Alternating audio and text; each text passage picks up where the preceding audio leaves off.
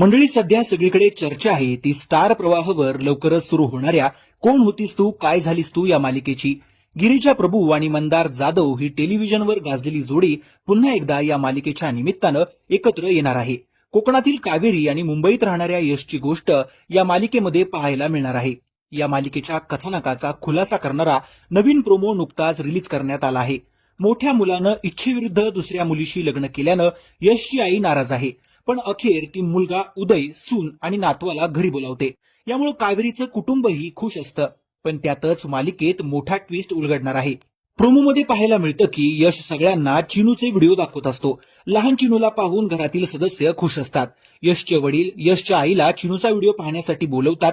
तिला ते अजिबात आवडत नाही. ती काही बोलणार त्यापूर्वीच घराचं दार उघडतं आणि एक तरुणी हातात लहान बाळाला घेऊन उभी असते. यशची आई आणि यश पुढे येतात. यशची आई कावेरीला उदय कुठे आहे असं विचारते. तेव्हा ती घरी येताना वाटेत गाडीचा अपघात झाला आणि त्यातच सगळे गेल्याचं सांगते. यशच्या आईला धक्काच बसतो, तर कावेरी चिकूला घरातील लोकांकडे सोपवते आणि तेव्हा चक्कर येऊन कोसळते. ही उदयची पत्नी नसल्याचं यश ओळखतो आणि ही कोण आहे असा प्रश्न यशला पडतो. मालिकेचा प्रोमो अनेकांना आवडला आहे. प्रोमो असावा तर असा भारी प्रोमो वाटलंच होतं असं काहीतरी प्रोमो असणार. चिकूचे आईबाबा जाणार आणि हे दोघे चिकूचे आईबाबा होणार असं म्हटलं आहे.